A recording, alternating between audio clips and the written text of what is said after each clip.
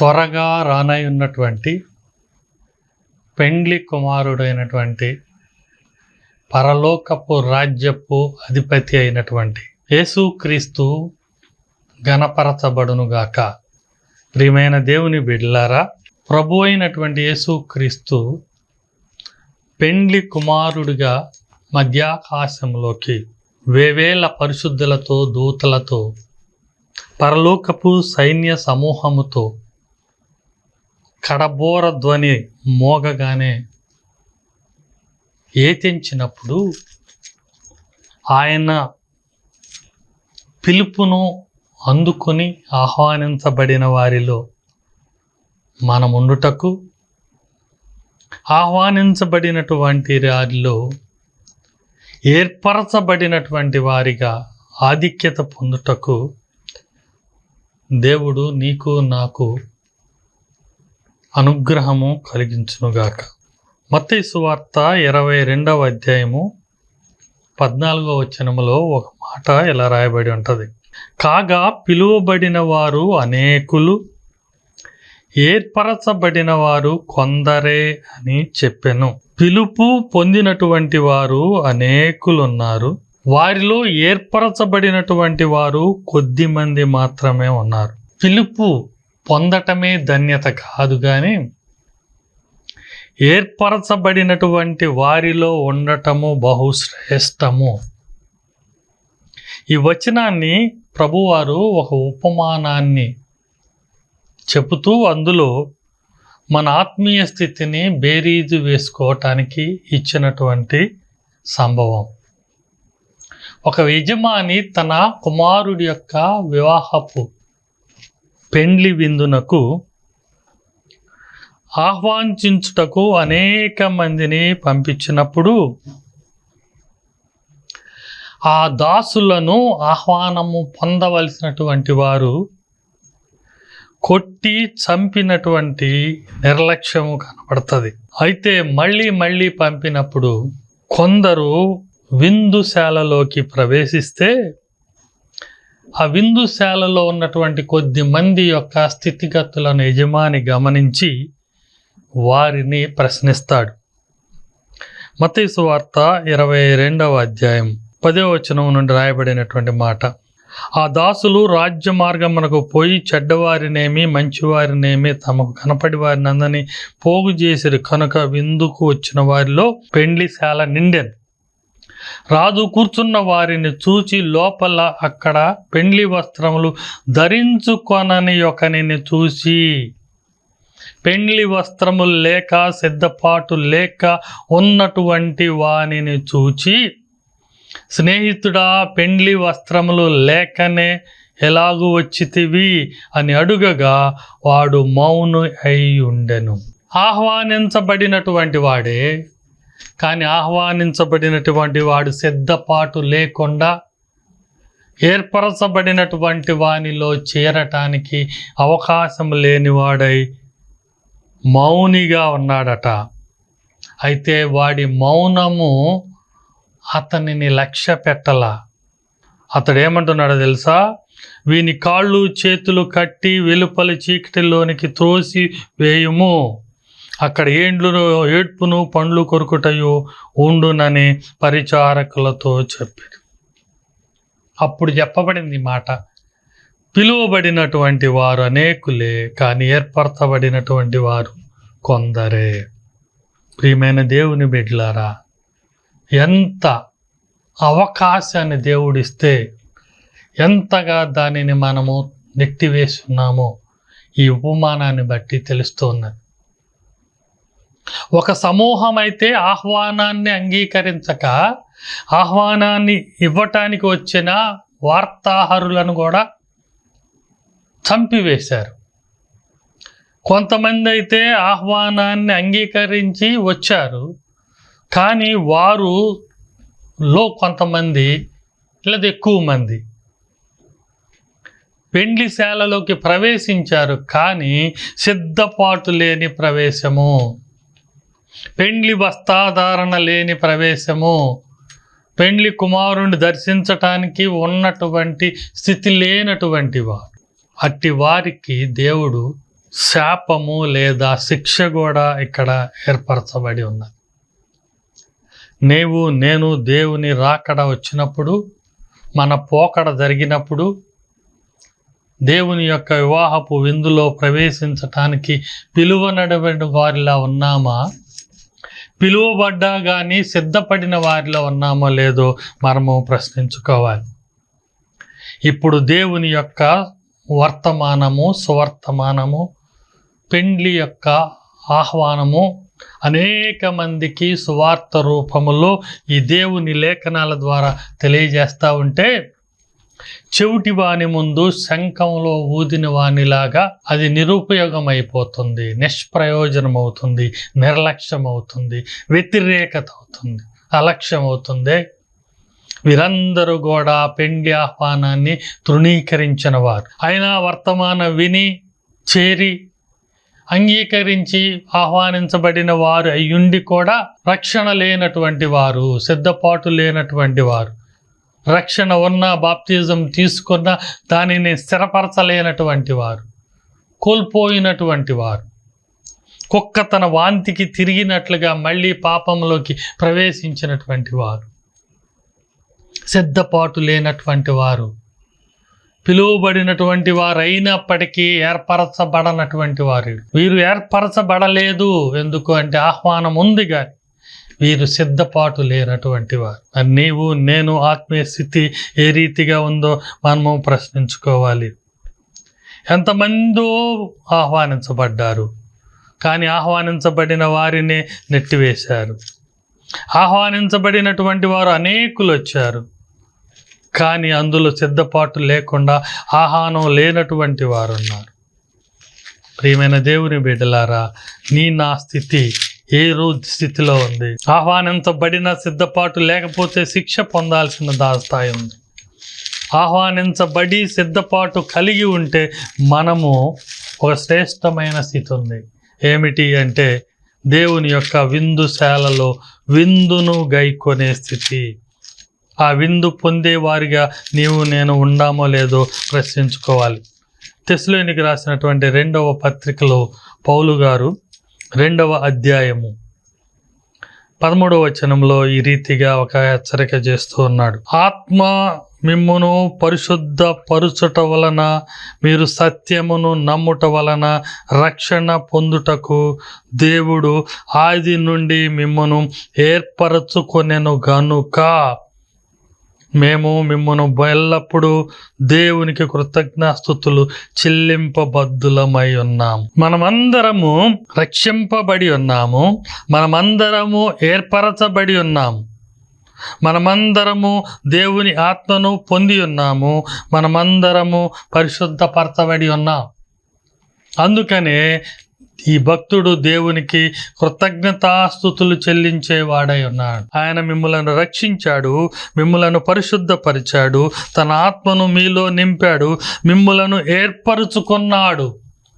ఆది నుండి మిమ్మల్ని ఏర్పరచుకున్నాడు. మిమ్మల్ని పిలిచినటువంటి దేవుడు, మిమ్మల్ని ఏర్పరచుకున్నటువంటి దేవుడు, మీలో తన ఆత్మను నింపినటువంటి దేవుడు, మిమ్ములను ప్రేమించినటువంటి దేవుడు, మిమ్ములను సత్యమును నమ్మింపజేసినటువంటి విశ్వాసమునకు కర్త అయినటువంటి దేవుడు. ఈ దేవుడు కృతజ్ఞతాస్తుతులు పొందటానికి యోగ్యుడు.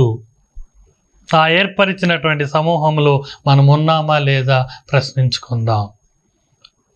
దానిలో ఏదైనా తొట్టుపాటులుంటే, ఒడిదుడుకులుంటే మనలను మనము సరి చేసుకుందాం. మత్తయి సువార్త 20వ అధ్యాయము 16వ వచనములు అంటాడు, ఈ ప్రకారము కడవటి వారు మొదటి వారగుదురు, మొదటి వారు కడవటి వారగుదురు. ముందున్న వారు వెనుక వారు అవుతారట, వెనుకున్నటువంటి వారు మొదటి వారు అవుతారు అని దేవుని యొక్క సంకల్పాన్ని కూడా ఇక్కడ తెలియజేస్తున్నాడు. నేను ప్రథముడుగా ఆహ్వానించబడినటువంటి వాడిని, నా యొక్క ప్రాథమిక యొక్క ఏర్పాటు అలానే ఉంది, పిలుపు అలానే ఉంది అనుకోవటానికి లేదు.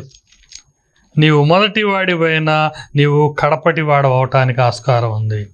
కడపటి వాడు మొదటి వాడు అవటానికి అవకాశం ఉంది అని ప్రభువు వారు ఒక ఉపమానం చెప్తున్నాడు. ఒక ద్రాక్ష తోట యజమాని దగ్గరకు పనివారుడిని పిలిచారు. కొంతమంది పని వాళ్ళను మొదటి జామున అంటే ఉదయం వేళనే పిలిచాడు. కొంతమందిని 9 గంటలకు పిలిచాడు, కొంతమందిని 12 గంటలకు పిలిచాడు, కొంతమందిని 3 గంటలకు పిలిచాడు, కొంతమందిని సాయంకాలపు వేళ 5 గంటలకు పిలిచాడు. యజమాని పని వాళ్ళను వేరు వేరు సమయాల్లో తన పని నిమిత్తమై పనికి కేటాయించి, మీకు ఈ రోజు పనికి జీతముగా ఒక వరహం లేదా ఒక నాణ్యం ఇస్తానంటాడు. అందరూ సంతోషంగా పనికి ఒప్పుకొని చేస్తారు. జీతం ఇచ్చే సమయానికి మొదటిగా వచ్చినటువంటి వాడు తనకు ఎక్కువ లభించును అని ఆశ కొని ఉన్నాడు. చివరగా తీసుకున్నటువంటి వాడు తనకు ఎంత వస్తుందో అని ప్రశ్నార్థకంగా ఉండొచ్చు. అయితే ప్రభువారు ఆ యజమానుడంట చివరి వచ్చిన వాడితో మొదటి వచ్చిన వాడితో సమజీతము కూలిస్తాడట. అయితే మొదటి వచ్చిన వాడు అభ్యంతరపడి విమర్శిస్తే యజమాని చెప్తాడు, అది నా యొక్క ఇష్టము, అది నా యొక్క ప్రేమ, దానిని వద్దనటానికి నువ్వెవరు అని ఆయన ప్రశ్నిస్తాడు. నేను న్యాయముగానే ఇచ్చాను, నీకు ఎంత జీతము మాట్లాడుకున్నానో అంత జీతమే ఇచ్చాను, నేను అన్యాయం చేయలేదు అంటాడు. అంటే ప్రభువు ప్రేమించటానికి అనేకమైనటువంటి వ్యత్యాసాలు ఉంటాయి. నువ్వు ఆ వ్యత్యాసాలను పరిగణలో తీసుకోకూడదు. వాటిలో నిగూఢమైనటువంటి గూఢార్థం ఉంది. ఎవరు ఏ స్థాయిలో ఎప్పుడు ప్రవేశించినా కానీ ఆయన తగిన జీతము, శ్రేష్టమైన సమృద్ధిని ఇవ్వటానికి ఆయన ఇష్టము కలిగినటువంటి వాడే. బాల్య దినమునందే నీ సృష్టికర్తను జ్ఞాపకము చేసుకొనుము, స్మరింపుము అన్నటువంటి ప్రసంగి యొక్క సూచనను బట్టి చిరుప్రాయములో దేవుని ఎరిగినటువంటి వారు ఆయన ఆదరిస్తాడు. పండు ముసలైపోయి మరణానికి యోగ్యమైన స్థితిలో ఆయన ఆదరించి వారిని చేర్చుకునేటువంటి స్థితిలో ఉన్నటువంటి పిలువబడిన స్థితులు అనేకమైనటువంటివి, ఏర్పరచబడినటువంటివి కొన్నే ఉంటవి.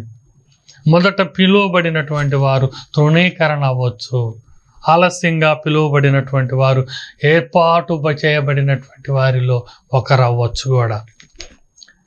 శిష్యులలో ఉన్నటువంటి వాళ్ళలో ఇస్కారియోతు యోధ పిలువబడినటువంటి వారిలో ఉన్నను ఆయన ఏర్పరచబడినటువంటి వారిలో లేనట్లుగా మనం చూస్తూ ఉంటాం.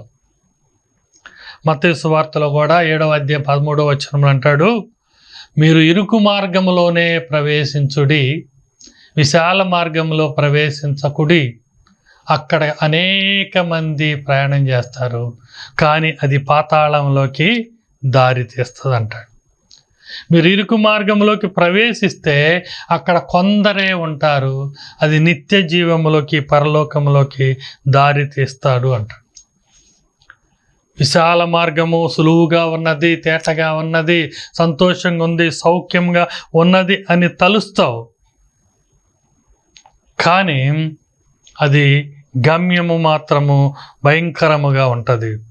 అదే ఇరుకు మార్గము కష్టంగా ఉంటుంది, శ్రమలతోనూ దుఃఖముతోనూ ఉంటుంది, కానీ దాని యొక్క లక్ష్యము పరలోక రాజ్యం ఉంటుంది. కష్టమైన, నష్టమైన, శ్రమైన, దుఃఖమైన ఇరుకు మార్గములో దేవుని రాజ్యంలో ప్రవేశించడానికి మనం ఇష్టము కలిగినటువంటి వారిగా ఉండాలి అని ఈ యొక్క వాక్యము ద్వారా సూచన ఉంది. లూకాసు వార్త 4వ అధ్యాయము 27వ వచనం. మరియు ప్రవక్త అయిన ఎలీషా కాలమందు ఇశ్రాయేలులలో అనేక కుష్ఠరోగులుండినను సిరియా దేశస్థుడైన నయమాను తప్ప మరి ఎవడునూ శుద్ధి నొందలేదని నేను మీతో నిశ్చయముగా చెప్పుచున్నాను. ప్రభువారు ఇచ్చినటువంటి చరిత్ర సమాచారం ఆయన లూకాసు వార్త ఈ 4వ అధ్యాయము 27వ వచనంలో తెలియజేస్తాడు. ప్రవక్త అయిన ఎలీషా ఒకానొక కాలములో ఉన్నప్పుడు ఇశ్రాయేల్ దేశములో అనేక మంది కుష్టి రోగులు ఉన్నారు. కానీ వారిలో సిరియా దేశము నుండి వచ్చినటువంటి నయమాను తప్ప మరి ఎవ్వడును శుద్ధి నొందలేదు అని నిశ్చయముగా మీతో చెప్పుచున్నాను అన్నాడు. పిలువబడినటువంటి వారుగా, దేవుని బిడ్డలుగా ఇశ్రాయేలీలు ఎంచబడినటువంటి వారు.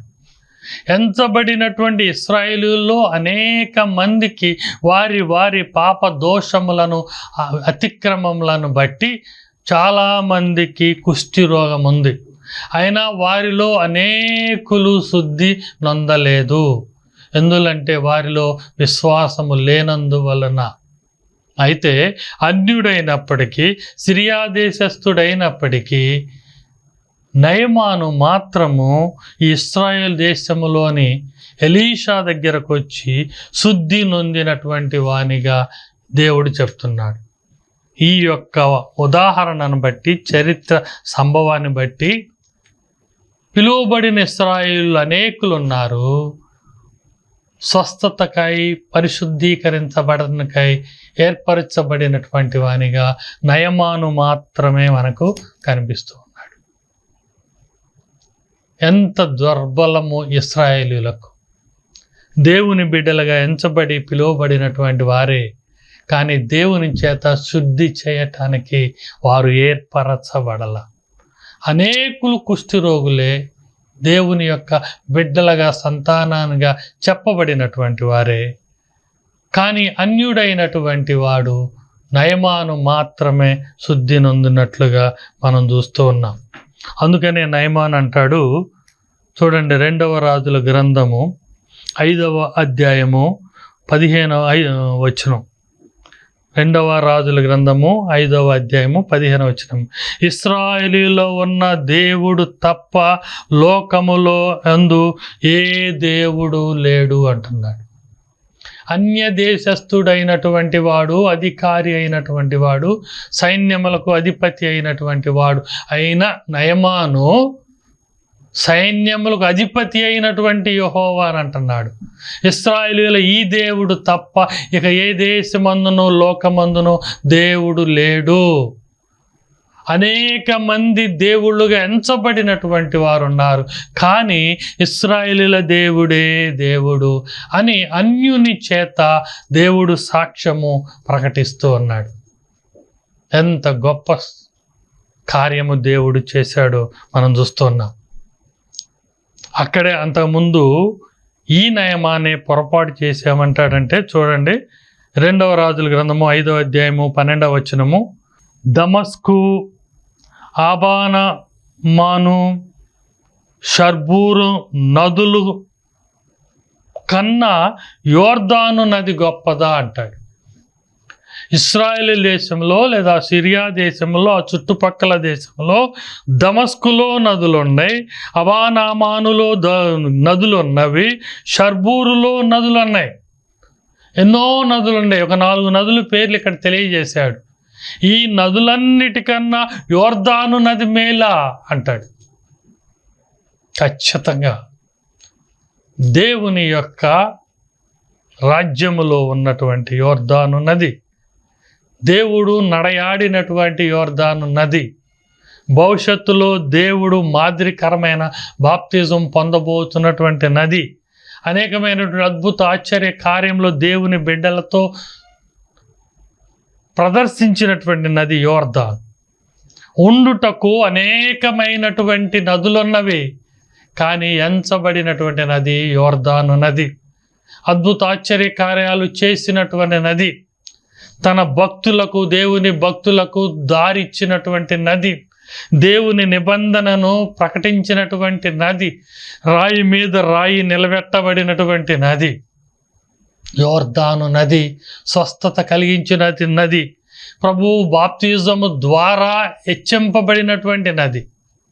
ఆ నది దమస్కులో ఉన్న నదులకు, అబానామాను నదులకు, ఇంకేమున్నవి షర్బూరు నదులకు ఇది చాలా వ్యత్యాసమైనది. ఉండుటకు అనేకమున్నవి, కానీ ఎన్నిక చేయబడినది యోర్దాను నది. అది దేవుని యెడల విశ్వాసాన్ని ప్రకటింపజేసినటువంటిది. పెద్దవాడైనటువంటి కుష్ఠరోగి అయినటువంటి నయమానుకి విశ్వాసమును బట్టి దేవుని యొక్క ప్రవక్త ఆజ్ఞను బట్టి అది శుద్ధి చేయబడి స్వస్థింపజేయబడి పసిబాలుని యొక్క శరీరం వలె నయమాను శరీరాన్ని మార్చిన నది. ఉండుటకు అనేక నదులున్న ప్రత్యేకించబడి ఏర్పరచబడిన నది ఒకటే ఒకటి. అదే రీతిగా మనము 2వ రాజుల గ్రంథము 5వ అధ్యాయము 2వ వచనంలో చూస్తే ఈ సిరియా రాజు తన సైన్యాధిపతి అయినటువంటి నయమానుతో అనేక మందిని గుంపులుగా చేర్చి ఇశ్రాయేలు రాజ్యం మీద దండెత్తింపచేసి దానిని ఆక్రమింపచేసినటువంటి దానిలో నుండి అనేక మంది దాసులను దాసీలను తన రాజ్యానికి కోల్పోయి తీసుకెళ్ళినప్పుడు ఆ దాసులలో ఒక చిన్న దానిని ఈ నయమాను తన ఇంటిలో తన యజమానిరాలు దగ్గర పనిక ఉంచినప్పుడు ఈ చిన్నది ఇశ్రాయేలు చిన్నది అని పిలువబడిన ఈమె ఏర్పరచబడినది. అనేక ఇశ్రాయేలీల పౌరులు దాసులు దాసీలుగా సిరియా రాజ్యంలోకి కొనిపోబడ్డారు. వారందరూ పిలువబడినటువంటి వారు దాస్యానికి అప్పగింపబడినటువంటి వారు. అయితే వారిలో ఇశ్రాయేలు చిన్నది ఒక ప్రత్యేకత చాటుకున్నది. ఆమె ఏర్పరచబడినదై ఉన్నది. ఎందుకు ఏర్పరచబడినది చూడండి. 2వ రాజుల గ్రంథము 5వ అధ్యాయములో ఆమె ఒక మంచి సువార్తను పరాయి దేశములో ఆమె ప్రకటిస్తున్నది. ఎంత సంతోషకరమైనటువంటి మాట. 5వ అధ్యాయము 3వ వచనములో అది షమ్రోనులోనున్న ప్రవక్త దగ్గరకు నా ఏలిన వాడు ఉండవలెనని నేనెంతో కోరుచున్నాను. అతడు నా ఏలిన వానికి కలిగిన కుష్ఠి రోగమును బాగు చేయునని తన యజమానురాలితో అనెను. ఇశ్రాయేలు చిన్నది. అనేక మంది పిలువబడినటువంటి ఇశ్రాయేలుల దాసులు దాసీలలో ఏర్పరచబడినటువంటి చిన్నది ఏ రీతిగా ఘనత నొందినది అంటే ఆమె తన యజమానురాలకి సువార్త బోధిస్తుంది. ఏమని బోధిస్తుంది? షమ్రోనులో ఒక ప్రవక్త ఉన్నాడు, దైవజనుడు ఉన్నాడు, దేవుని బిడ్డున్నాడు. ఆయన దగ్గరకు నా ఏలినవాడు వెళ్ళవలసి ఉన్నది. ఆయన మాట ఆయన వినవలసి ఉన్నది. దేవుని కార్యము చూడవలసినవన్నది. ఆ ఎలీషా ప్రవక్త నా యజమానుని యొక్క కుష్ఠి రోగమును బాగు చేయును అని ఆమె తన యజమానురాలికి సువార్త చెబుతున్నదట. ఆమె ఏర్పరచుకొనినదై ఉన్నది. ఇశ్రాయేల్ చిన్నది అనేక మందిలో ఏర్పరచుకొని దానిగా మనం చూస్తూ ఉన్నాం. నిజమే ప్రియ బిడ్డలారా, అనేక మంది గుంపులుగా ఉంటాం, కానీ ఏర్పరచబడిన వారు ఒక్కరిగానే ఉంటారు. మనం వింటాం ఒక వాడుక మాట, పందులన్నీ గుంపులుగా ఉంటాయి, సింహము మాత్రము ఒంటరిగా ఉంటుంది. అడవి రాజు రాజ్యాన్ని ఏలగలిగేది మాత్రము ఒంటరిగా ఉంటుంది, ప్రత్యేకంగా ఉంటుంది. వ్యర్థమైనటువంటివి గుంపులుగా ఉంటవి అంట. నువ్వు వ్యర్థమైన గుంపులో ఉన్నావా? ఏర్పరచబడినటువంటి ప్రత్యేకమైనటువంటి వానిగా దేవుని దృష్టిలో ఉన్నావో మనము ప్రశ్నించుకోవాలి. దావీదు యొక్క స్థితిగతులను కనుక మనం పరిగణనలో తీసుకుంటే యెష్షయి కుమారుడు కడవటి వాడు చివరి వాడైన దావీదు సంగతి చెప్తాం. దావీదుకు 7 అన్నలు ఉన్నారట.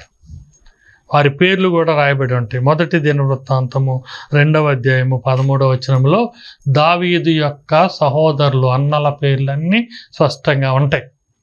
అయితే సమూయేలు ఇశ్రాయేలులకు 2వ రాజుగా అభిషేకింపదలచిన వాని కొరకు యెష్షయి గృహానికి వచ్చినప్పుడు అగ్రజుడున నుండి 7వ వాని వరకు ఎవరిని నిలబెట్టినా దేవుడు ఇతను కాదు అని చెప్తాడు. చిట్ట చివరి వాడు బాలుడైన వాడు, గొర్రెల కాపరైనటువంటి వాడు, సంగీతము తప్పితే ఏ విద్య తెలియనటువంటి వాడు అని తలుస్తున్నటువంటి వాని గురించి సమూయేలు ఇంకా ఎవరైనా ఉన్నాడా అని అడిగినప్పుడు చిట్ట చివర దావీదును పిలిచినప్పుడు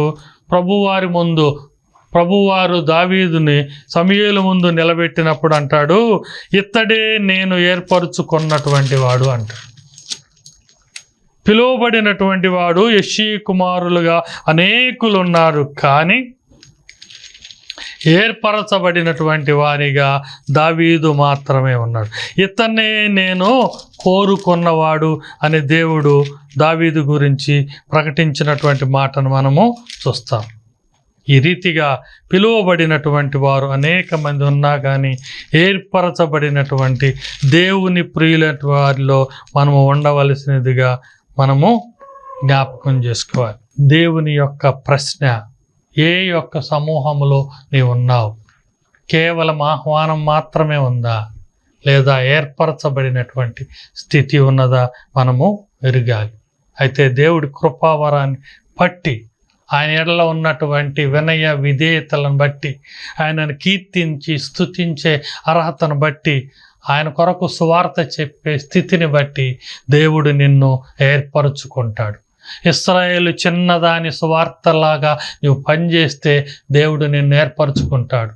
దావీదు వలె నీవు దేవునిని కీర్తిస్తే, దావీదు వలె ఆయన హృదయానుసారుడుగా, ఆయన యొక్క అభీష్టము నెరవేర్చువాడుగా ఉంటే దేవుడు నిన్ను ఏర్పరచుకుంటాడు.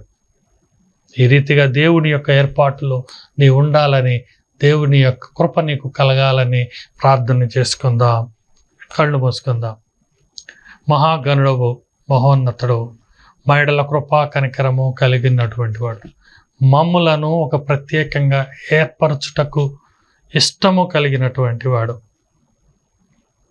అనేక మంది నీ బిడ్డలను నీరు ఆహ్వానించిన గుంపులో నుండి ఏర్పరచబడిన వానిగా హెచ్చించావు. ఇశ్రాయేలు చిన్నది, నీ సువార్త ప్రకటించుట ద్వారా ఏర్పరచబడినటువంటి దానిగా, నయమానుకు స్వస్థత కలుగుటకు సాధనముగా ఏర్పరచబడినటువంటి దానిగా మీరు హెచ్చించారు. పశువుల కాపరైనటువంటి దావీదును తనకున్నటువంటి నిన్ను కీర్తించి స్తుతించే, నీ ఇష్టానుసారముగా జీవించే స్థితిని బట్టి అతన్ని ఇశ్రాయేలులకు 2వ రాజుగా మీరు ఏర్పరచిన వానిగా చేశారు. నీ ప్రియులుగా మేము నాయన ఈ రీతిగా నీ సువార్త ప్రకటించటానికి, నీ యందు భయభక్తులు కలిగి ఉండటానికి, నీ యొక్క చిత్తానుసారంగా ప్రవర్తించటానికి మాకు నాయన ఆత్మీయ బలాన్ని ఇవ్వండి. అట్టి రీతిగా నిలబెట్టి మమ్మలను ఒక ఉన్నతమైన స్థితి కొరకు ఏర్పరచమని, నీ చేతిలో పనికొచ్చి సాధనంగా మలచమని ప్రభువైన క్రీస్తు వారి పేరిట ప్రార్థిస్తున్నాము తండ్రి. ఆమెన్. ఆశీర్వాదం పొందుకుందాం. మన పరమ తండ్రి యొక్క ప్రేమ, కుమారుడైన యేసుక్రీస్తు యొక్క కృపా సత్య సమాధానం, పరిశుద్ధాత్మ యొక్క అన్యోన్య సహవాసము, ఆదరణ ఇప్పుడును ఎల్లప్పుడూను ప్రత్యేకంగా ఏర్పరచబడినటువంటి వానిగా నిన్ను నన్ను దేవుడు సిద్ధపరచునుగాక. ఆమెన్. దైవజనుడిగా నేను, మా సంఘమంతయు మీ కొరకు కొన్ని అంశములను నిరంతరము ప్రార్థన చేస్తూ ఉంటాం. మీ రక్షణ గురించి, విశ్వాసం గురించి, మీ క్షేమాభివృద్ధి గురించి, మీ స్వస్థత గురించి, మీకున్నటువంటి శ్రమలు దుఃఖముల యొక్క విడుదల గురించి, అపవాది దురాత్మల యొక్క విమోచన గురించి మేము నిత్యము ప్రార్థన చేస్తూ ఉంటాం. అందరికీ వందనాలండి.